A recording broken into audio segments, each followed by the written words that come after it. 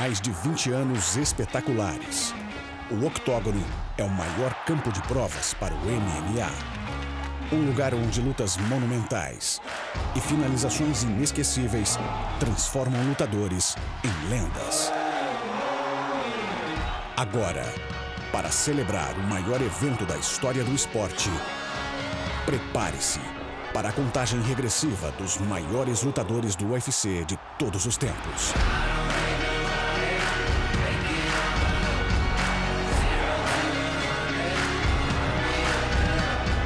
Este é o UFC 200 melhores lutadores de todos os tempos. Praticamente desde o primeiro dia em que a porta do Octógono foi aberta, existe um debate intenso sobre quais lutadores são dignos de serem considerados os melhores peso por peso. E a cada ano contundente que se passa, essa tarefa se torna cada vez mais difícil. Portanto, em honra ao histórico UFC 200, um comitê de jornalistas, comentaristas e outros especialistas deram seus votos, compilados aqui em uma lista apresentada para sua consideração, dos 200 melhores lutadores do UFC de todos os tempos. E agora que os primeiros 151 lutadores foram revelados, apresentamos o número 150, um autoproclamado fora da lei, que juntou uma sequência de 7 vitórias consecutivas antes de lutar pelo cinturão peso meio-médio do UFC. Dan Hardy is a fun, pedal-to-the-metal punk rock style of fighter who made his fights an experience. Red Mohawk really got the crowd behind him. You can tell he's having a good time when he's out there. Just like that! Was really a fan favorite when he was in his prime in the UFC. Dan Hardy, when you think about him, of course you think about the title fight against George St. Pierre, the incredible armbar defense. Hardy trying to hook it off, it's on top of nicely done, Dan Hardy! George St. Pierre put him in positions that I could not believe. Oh, it's bad. Dan's got to tap, he's got to tap. And how he did not submit to some of those moves. That convinced me right then and there that Dan Hardy was one of the toughest guys in the world. E por mais que tenha sido afastado em 2013 por um diagnóstico de arritmia cardíaca, Hardy promete voltar ao octógono um dia. Número 149, da Terra do Sol Nascente. Um peso leve não ortodoxo, com um estilo de luta chamativo. Genki Sudo, an incredibly athletically gifted phenom. Look at Sudo, trying to lock it in.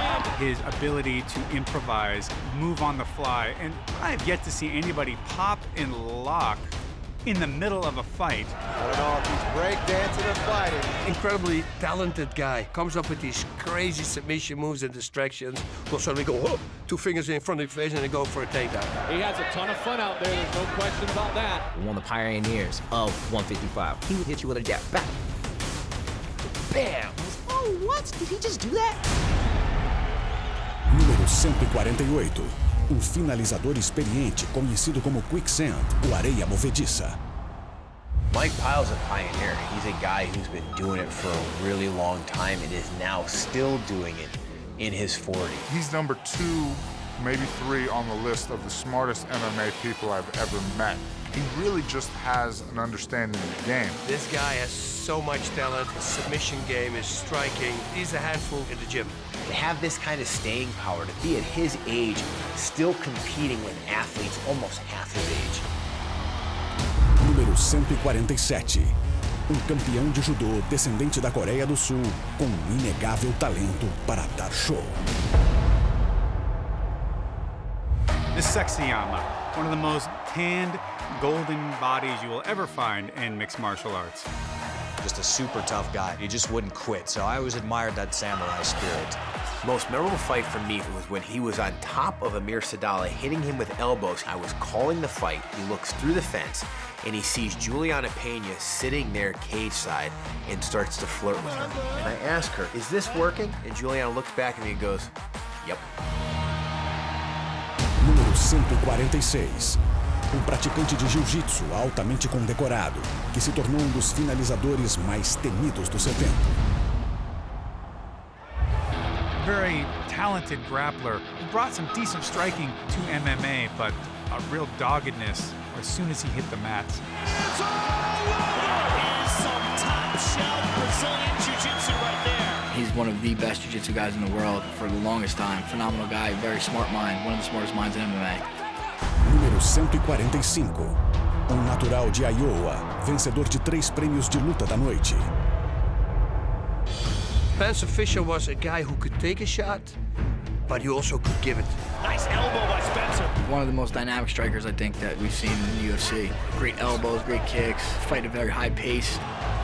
A tough cyclone. You get in there with him and just non-stop action. His best win has to be his knockout over Matt Wyman. He was the guy that everyone in the division really respected. Número 144. A primeira campeã peso palha da história do Invicta e do UFC. For a good period of time, Carla Esparza was regarded as the best women's 115-pound fighter in the world. She won every fight, the Ultimate Fighter 20, and she finished Namajunas with a rear naked choke to become the first ever UFC women's strawweight champion. Carla's performance in her first title fight was amazing. She really handled herself well, and she finished Rose, and she was one who really made an impact in the strawweight division.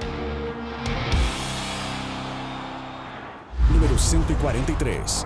A sensação do Havaí e o mais jovem lutador na história do UFC a somar 10 vitórias na melhor organização do mundo. Boy, I'll tell you what, we thought BJ Penn was the only great fighter out of Hawaii. Wrong. Max Holloway, really good. Good left hand by Holloway. He grew up in a very, very tough area of Hawaii where fighting on the streets is a way of life. Yeah, I like Max. Max comes out to win with that warrior heart and that attitude that he ain't gonna stop. We have seen some truly spectacular performances, like his submission victory over Cub Swanson. Finishes Cub Swanson! He just brings it. He's just an updated version of those tough Hawaiians. He's good all the way around. Número 142. Peso meio-médio conhecido como Stangan, cujo sucesso abriu os caminhos para o esporte na Coreia do Sul. Dong-Yeon Kim is one of these fighters that really put South Korea on the map. Outstanding grappling, great judo, and then also showcased that he can strike as well and be devastating. Stun Gun Kim.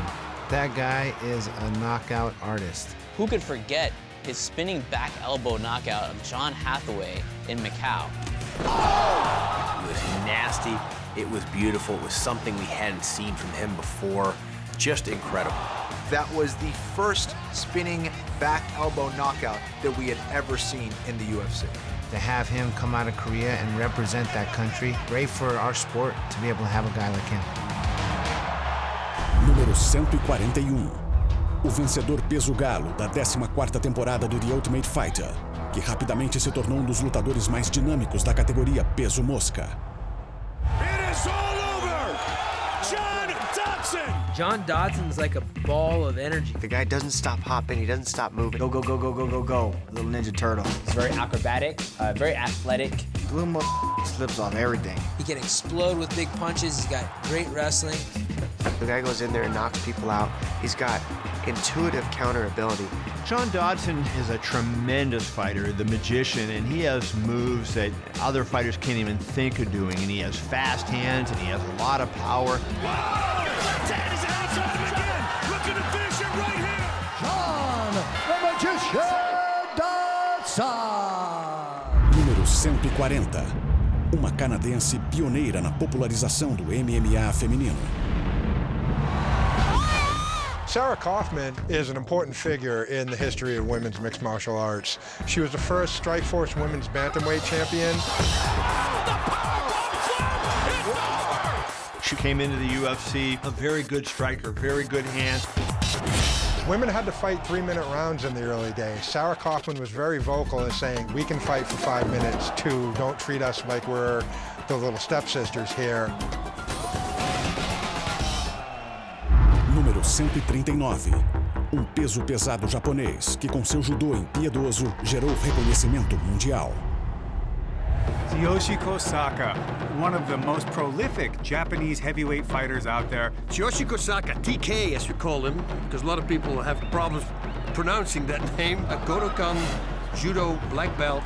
Very tough guy, beat a whole bunch of good guys. Número 138. Experiente lutador norte-americano que somou mais de 40 finalizações em sua ilustre carreira. Dennis Hallman may be one of the best submission artists ever to be in the UFC. This guy is really good on the ground. Guy who submitted Matt Hughes twice and under a minute both times. Once he gets you on the ground, he's probably going to submit you, and if you look at his record, that's what it shows. Número 137. O hitman dinamarquês que possui versátil arsenal. Martin Kampmann was a talented striker and submission artist that had some truly amazing performances inside the octagon. When it came to kickboxing, he's just so effective with his knees, his kicks, his punches. Dutch-style Muay Thai, Danish finish, that head movement, forward stalking style of Muay Thai. Look at that straight jab by Kampmann. Kick, punch, bang, bang. Man, can that guy scrap. I think one of his best fights was against Jake Ellenberger, where they knocked each other down, back and forth, back and forth. Taking out Jake Ellenberger with those knees, come from behind victory. There's the kiss from Kampmann. This is a guy you can never count out. He's always in the fight. Número 136. Norte-americano tetracampeão internacional de judô que usou suas raízes no esporte para se tornar dos pesos meio-médios mais temidos de seu tempo. Karo Parisian was one of the best judo artists to ever compete in MMA. Really the first guy to open our eyes to that art being effective in the octagon. In my opinion, the best judoka to ever compete in the octagon. He's got his arm tied up, look for the takedown, there he goes. Incredible, good with his submission game. He had a real aggressive attacking style that showed the effectiveness of judo in a way that we had not seen previously inside the octagon. He was a guy that came in and said, hey, look, judo can work, judo can take guys down, judos can submit guys, judo can be dominant. Número 135. Lutador forte e versátil vindo das Bahamas, uma vez considerado o melhor peso leve do mundo. Eve was that dude that not a lot of guys wanted to fight, because you knew when you fought Eve, you were going to be in the hospital or on the receiving end of his highlight reel. He was knocking people's teeth out. Eve has the longest highlight reel I've ever seen. He had his nickname Thug Jitsu, but he was basically just scrapping. Probably his most memorable fight and move that still makes the highlight is when he bounces Josh Thompson away from him and slams him in the head with a nasty kick. He's a bad dude and a pioneer and another one of those guys that were ahead of his time.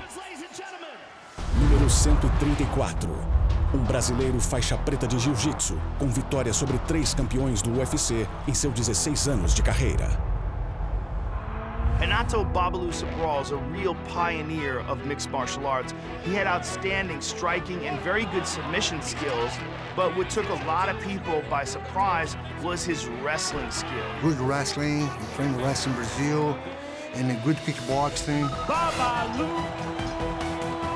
He's a great guy, great fighter, did a lot of great things. He was a tough competitor. He was a fan favorite for his wild and exciting fights, and in developing his Brazilian jiu-jitsu skills, became an incredibly well-rounded overall fighter.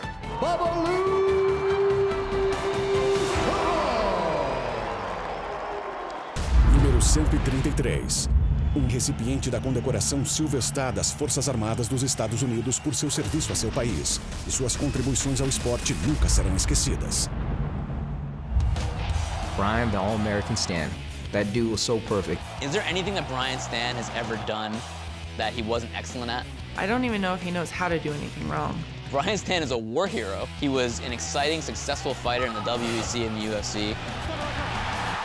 And now he's arguably the best analyst in mixed martial arts for Fox Sports 1. Great fighter to train. He had an iron jaw, and he could really throw big bombs. Brian Stan definitely has some serious grit. I mean, he just impresses me on so many different levels. Brian Stan for president. Número 132. Campeão de kickboxing vindo da Carolina do Sul, que se tornou uma máquina de nocautes entre os meio-médios. Stephen Wonderboy Thompson is one of the best welterweights out there, and that's not because he's my brother-in-law. He's caught him again. Clements is hurt. Big strikes. Thompson is looking to finish. He's different than everybody else. He's a traditional martial artist that makes it effective in the octagon. Stephen Wonderboy Thompson knocks Jake Ellenberger out cold. He's got a perfect style for MMA, I think. I was definitely surprised that he was that good. You know, he surprised me a bit. He's had some amazing knockouts, seeing Johnny Hendricks. And he completely just dismantled him. He could be champion and hold it for a while. He'll put the fear of God in these people's hearts. And he does backflips too, so he's awesome. Número 131. Campeão nacional de wrestling soviético e da Bielorrússia, que recebeu o apelido de Janitor, o faxineiro, por limpar os tatames com seus adversários. Vladimir Matyushenko was a wrestler from Belarus. Not only was he a great wrestler, but he was excellent with his dirty boxing. He had very heavy hands. He was a good Greco-Roman fighter. He works good in the body. The man has a frickin' death grip. You don't want him to get a hold of anything. You'll never get it back. So big, heavy hands, good wrestling. His best win was his win over Pedro Hizo at UFC 41. Pedro Hizo was a guy that not many people wanted to face, and Matyushenko went out there and beat the Brazilian Pedro Hizo. Número 130. O primeiro lutador natural da Coreia do Sul na história do UFC a lutar por título da organização. Chan Sung-jung, the Korean zombie, and he got that nickname because of his proclivity for just walking through punches and coming forward even though he was taking a ton of damage. What an absolute legend this man is. The standard bearer. I mean, this was the face of Korean MMA for so long. Non-stop action, non-stop heart, amazing amount of skill and talent and finesse. He finished Dustin Poirier via dart stroke. He also has a twister win. It was the first one in UFC history against Leonard Garcia. He's got a twister. Oh! Final seconds of the round. Oh, he's got it! Hit it! Oh! You can't top that one with him and Leonard. That's the kind of fight that somebody that's never seen a mixed martial arts fight before in their life, you put that on for them. You say, just sit back in your chair and watch this and tell me if you like this sport or not. Número 129. O finalista peso meio pesado da primeira temporada do The Ultimate Fighter e lenda do UFC, conhecido como o American Psycho. I think he was the biggest light heavyweight we've ever had. I saw him and I was like, good God, this guy is so big. Oh, nice knee. He heard him. Oh! Here goes Bonner trying to finish. Stephan Bonner was actually a really well-rounded fighter. This guy came into the Ultimate Fighter house already a mixed martial artist. So you want to be an Ultimate Fighter? And that took him all the way to the finals. Nice spinning back kick. Been in some great fights because he can take a shot or two or three or many shots. Toe-to-toe they go. Wow, what a war between these two guys. Him and Forrest Griffin, the fight that made UFC history, and that's what cemented the UFC as a legitimate sport.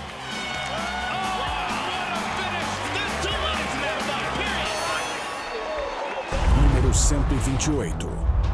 Bicampeão da primeira divisão de wrestling NCAA que estourou entre os pesos meio pesados com uma sequência de 12 vitórias consecutivas.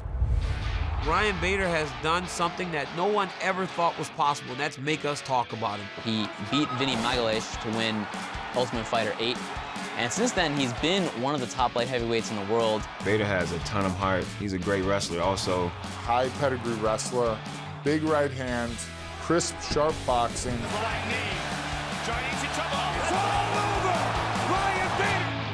Número 127. Dos melhores lutadores peso por peso de seu tempo, conhecido por suas performances épicas no Japão.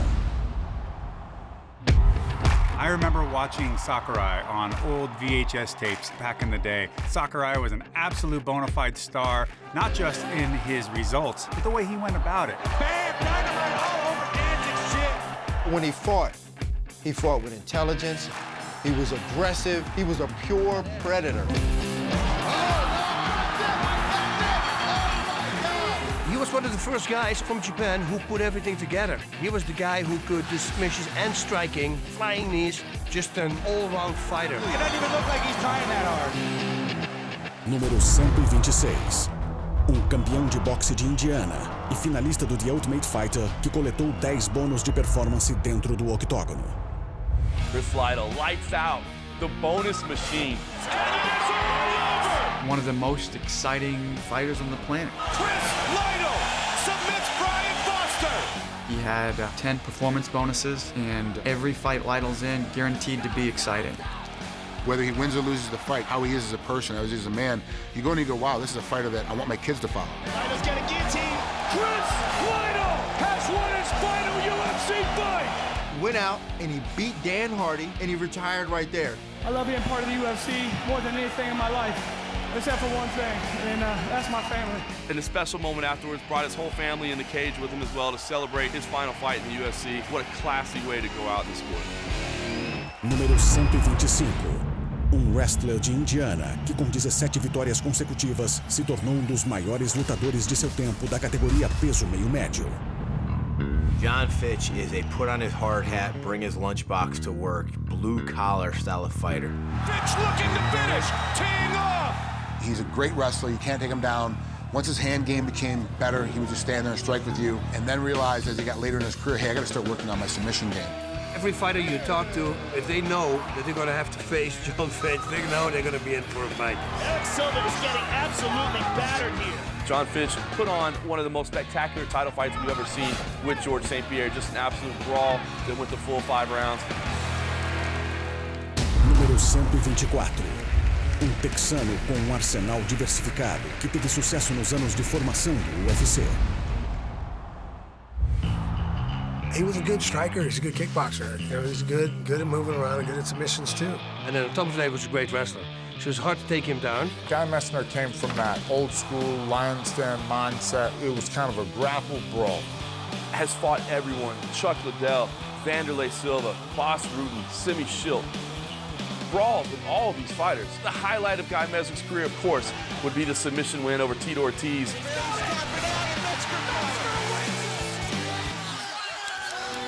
Número 123. Ex-carpinteiro cuja personalidade única e empolgante estilo de lutar o tornaram favorito dos fãs.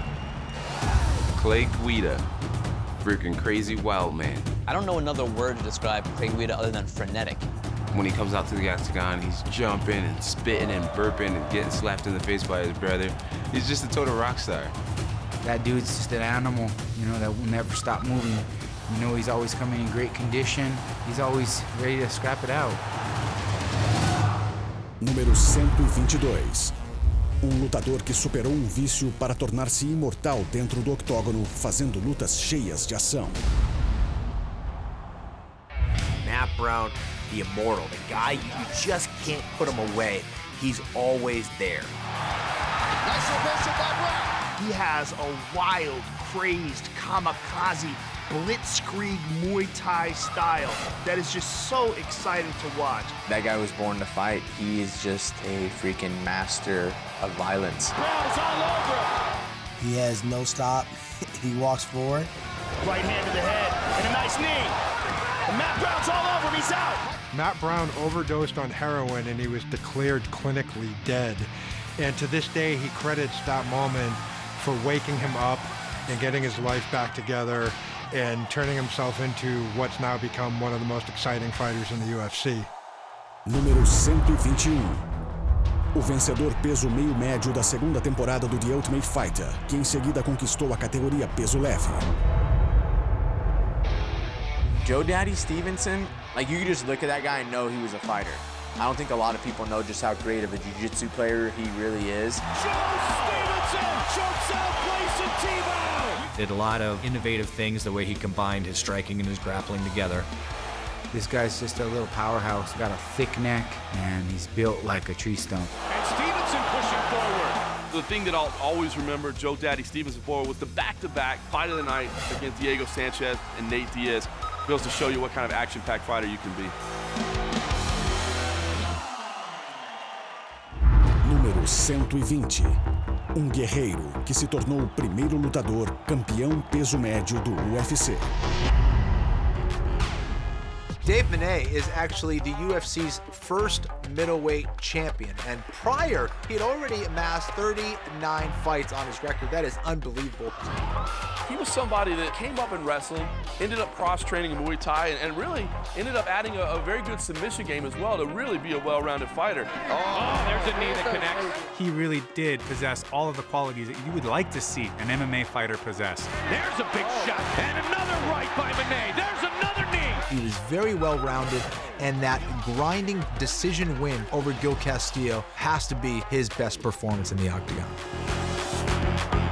Número 119. Kickboxer Sancho, ator de filmes e ex-campeão peso médio do Strike Force. Kung Lee, a former Strike Force champion, and really a one-of-a-kind fighter. The style that Kung Lee brought to the cage was incredible. Kung Lee comes from a Sancho background, and this is a martial art that is a lot like kickboxing with takedowns. Knocking guys down with kicks, that isn't very common to see in our sport. Yeah, a lot of guys kick, but not quite like that. Incredibly powerful. I mean, when he fought Frank Shamrock, he broke his arm. Nice kick by Lee.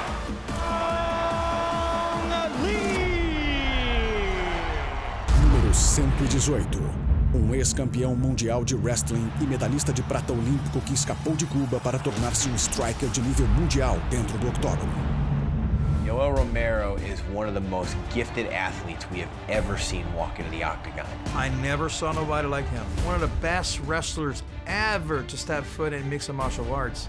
I think if you were to like peel his skin back, you wouldn't find muscle, you'd find like rocks. The guy is the complete package, so fast, so strong, so coordinated. Yoel Romero's most memorable fight to me was when he took on Derek Brunson. Just when we thought a new star was born, Yoel Romero lands a punch, breaks Derek Brunson's jaw, fight is over. And Yoel Romero reminded us that when he decides to turn it on, that's all she wrote. Número 117. Ex-campeão peso leve do WEC, vencedor de 5 prêmios de luta da noite. Jamie Varner really made his name over in the lightweight division in the WEC. His signature win was his knockout over Rob McCullough. Oh, he goes down again, and Mazzagatti says it. Had a legendary fight with Rob McCullough, took the belt, and then he went on to have legendary fights with Cowboy. Their rivalry was just awesome to be around. They literally hated each other. It was fun to actually see them fight. Jamie Varner just loved to stand up and bang with his opponents. You look at his fight against Edson Barbosa, a fight where everyone thought he was the big-time underdog. He proved them all wrong. That's it! It's all over! Jamie Varner has done it! Número 116. Pioneiro japonês peso leve que fez 2 lutas inesquecíveis contra BJ Penn. Paul Ono is one of the most successful Japanese fighters in UFC history. A very talented wrestler turned MMA fighter. Absolute legend from the Japanese scene, been fighting professionally since 1996. He was known for his speed, his grappling ability, his ability to win rounds and grind those out. Kyle Luna is going to be forever remembered for the draw with BJ Penn. The UFC had set up a tournament for the lightweight belt, and they get to the finals. Kyle Luna, BJ Penn, they fight to a draw. Paul Ono showed the heart of a champion and established himself as one of the best 155-pounders on the planet when he took that draw against BJ. Número 115. Russo mestre em sambo e judô que finalizou 3 adversários em uma noite para vencer o torneio do UFC 6. He's got the leg lock. Technique always comes through. He was the first Russian that introduced me into like sambo. And there's that elevator. I fought him 2 times, good knee bars, and tough guy. Let's go. Let's go. On UFC 6, he submitted 3 guys that night. Tatarov got the guy in the guillotine and the guy tap out. So fast. Wow, is that quick? It takes a certain kind of preparation to be able to go out there and perform at a mile-high elevation. Oleg, one of the original old-school guys that brought MMA into the map here in the United States. Give me some oxygen. That learned the rest of the sport, but always kept true to his Russian sambo as he competed. Número 114. Lutador não ortodoxo conhecido em suas vitórias por zebras e seu apelido memorável. Keith Jardine, the mean one. Dean, the mean Keith Jardine. Everybody counted this man out, and every time he came out, making sure he's swinging for the fences. You want to talk about unorthodox and goofy? He reminds me of like a baby giraffe. Everyone's like, that's a clumsy mess how he walks forward and kind of moves around like an ape. He's so strong. You can't keep him on the mat. You get him down, he will stand up. Very, very brave, stood his ground against a lot of really tough guys. Been through some serious wars, beaten some great fighters. It's some of the most entertaining fights I've ever seen. That left hook he caught Forrest Griffin with, it was just dirty. Right hand by Keith Johnson. More known for having an unorthodox style. Yeah, he was good. He was a top light heavyweight for sure, but no one thought he'd actually beat Chuck Liddell. Jardine ended up beating Liddell by decision to carve out his own place in the 205-pound division. Número 113. Cubano feroz, mestre olímpico de judô, que uma vez somou uma sequência de 25 vitórias consecutivas. Hector Lombard was a judo fighter, fought in the Olympics, came into the UFC as a very heavily hyped prospect. Hector Lombard is something else. You allow him to get off, there's gonna be damage.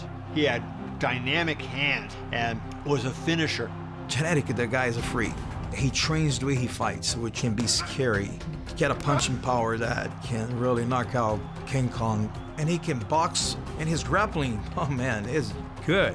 Hector Lombard is ferocious. A lot of power, a lot of speed, very dangerous. A guy nobody wants to fight. Número 112. Japonês faixa preta de judô conhecido como Thunder, o Trovão. Yushin Okami was at one time one of the top contenders of the UFC's 185-pound division. He locked him, Joe. He's wobbly still. A crusher, a suffocating, strong fighter that when he got his arms around you, nobody could do anything. Oh, down and a turn back. Huge knee by Yushin Okami. Amazing strength when he grabs you. His power was definitely underappreciated. Bring the thunder, Yushin Okami. Número 111. Membro da primeira temporada do The Ultimate Fighter que acertou mais golpes que qualquer outro lutador peso médio na história. Chris Lieben is most well known for the very first Ultimate Fighter. He just brought to the forefront the appeal of a fighter who's just a brawler. That's what he brought, and people love that. Tough, crazy type of guy, always engaged in battle. It seemed that he had an indestructible chin. He triangle submission to Yoshihiro Akiyama. 2 weeks after fighting and knocking out Aaron Simpson. Chris Lieben. Número 110. Mestre do autodenominado Dragon Ball Jiu-Jitsu, que competiu simultaneamente no Pride FC e no UFC. He was a bit eclectic because he was kind of that Japanese Ronin type samurai mentality. But all that meant was that he was a cerebral fighter, and if you make a mistake, he was going to eat your eyeball. Has choked out Pat Miletich. He beat guys like Pat Miletich. He's a third-degree black belt in Brazilian Jiu-Jitsu. He's got great judo, great wrestling. He was just a nasty grappler. Carlos was one of the first people to bring real nerdism to mixed martial arts as well, throwing Dragon Ball style Kamehameha waves. Número 109. Peso-pena que terminou com o reinado de Uriah Faber como campeão da categoria no WEC e defendeu o cinturão 2 vezes. For his weight, he punched like a mule. There was one thing you didn't want to do, and that was get into some sort of grappling exchange, because if he grabs a hold of you, he's probably going to break you in half, rip your arm off, rip your head off with a guillotine, take your back, or just grind you out by holding you down on the mat the entire time. As a wrestler, with a submission base, no matter where you go in a fight with Brown, you're going to be in trouble. And he gets caught. Mike Brown does catch him. And then knock him out pretty bad. Nobody expected that, except for us. We knew how much he trained. I don't believe what I just saw. Uriah Faber dropped to the canvas in the first round. Mike Brown won the world title in the WC at 145 pounds, and we had a drink afterwards. Número 108.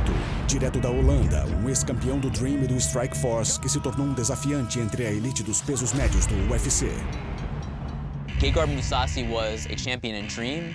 He was a champion in Strikeforce, and he is among the best 105-pound fighters in the world. Gegard Mousasi is a well-rounded, true martial artist. When a guy can knock you out or submit you, I really enjoyed it. And if you look at this record, it's like almost half submissions, half wins by knockout. Gegard's a well-rounded fighter. He's good on his feet with kickboxing and not afraid to move forward, and his wrestling isn't bad. He's just a solid, scrappy guy that you got to be careful with everywhere. Número 107. Peso pesado que definiu seus adversários em 30 lutas em 15 anos de carreira. He believes a lot in himself.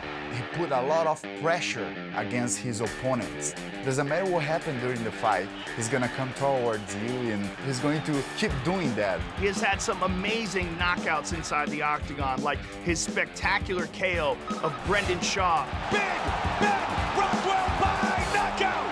His vicious knockout of Alistair Overeem. You just witnessed what happens when you believe in yourself. And becoming the first guy to ever submit former UFC heavyweight champion Josh Barnett. Rockwell by submission! Wow! He remains to this day one of the most dangerous heavyweights in the world. Número 106. Peso leve formado em ciência da computação, conhecido como recolhedor de bônus por seu estilo que define lutas. Joe is a finisher. Comes out, throws caution to the wind. He's not looking to win by decision. I remember watching Joe Lozon when I was in high school. He was fighting Jens Pover. No one expected him to win, and he comes out, pulls the upset. Joe Lozon always brings the entertainment factor, and that's why he's one of the leaders in fight night bonuses in UFC history. Número 105.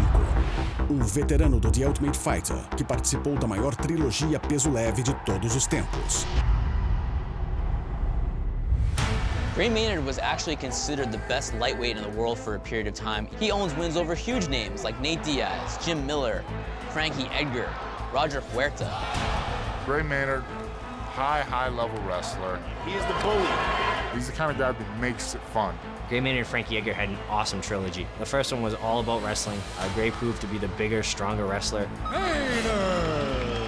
The second fight, complete opposite. Gray landed a huge shot in the first round.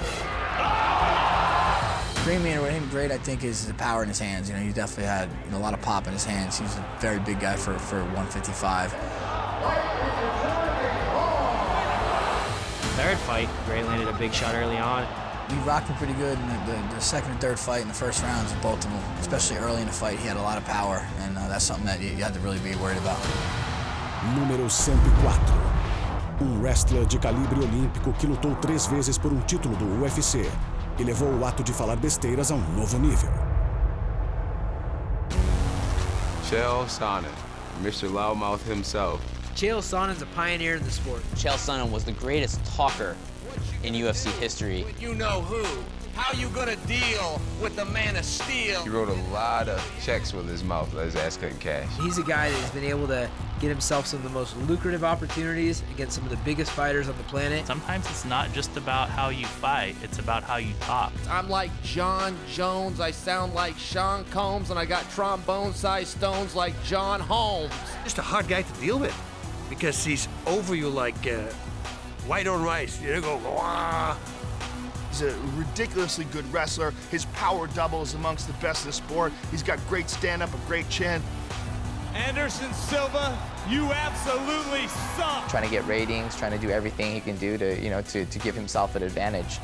At the end of the day, great for the sport. When Chael Sonnen was fighting, the world would tune in. Número 103. Lutador muito durável e sem precedentes, com mais de 60 vitórias por finalização em sua carreira. Gumby, Jeremy Horn, one of those guys that would fight up in weight, down in weight, all over the place. That is the definition of domination. I saw him side choking Chuck Liddell all the way back. I was there. It was my first loss in the UFC. And really, at that time, I hadn't been doing submissions very long. I didn't think he had anything, and he is a tough guy. He submitted Chuck Liddell with a very rare arm triangle from the bottom. Nope, it's over. You can't last 100 fights if you don't know what you're doing. Número 102. Bicampeão da primeira divisão All-America de Wrestling da NCAA com grande poder de nocaute. Chad Mendes is a guy who is a perennial featherweight contender. He's probably one of the best wrestlers in the UFC, and he's got very explosive power. You know, if he hits you with a big shot, he's gonna put you away. Can't explain like what a mutant that guy is. He's just ferocious. He's just like a little Mike Tyson. Straight right hand, and Chad Mendes wins. He earned a huge fight on short notice against Conor McGregor. He gave McGregor a lot of trouble in that fight. It was the first time that McGregor truly looked vulnerable. For Mendes, overhand right. He's one of the best featherweights, I think, to ever do it, you know, and still up there in a stacked division. Número 101. Peso pesado samoano vindo da Nova Zelândia com fantástico talento para nocautear. He possesses the most important skill that any heavyweight can have, power. I don't know if you've seen this, but Mark Hunt, he knocks people out, like out. And that rocks Kojima, and it's over! You'd be surprised at how well you'd be able to execute something with the fear of having your entire face rearranged by a Samoan. When I was fighting him, I made him miss some punch. I could hear the noise of the punches like pass in front of me, like. That's it! Mark Hunt had a bit of a bad streak, only to start turning it around. The king of the walk-up KO gets another one tonight.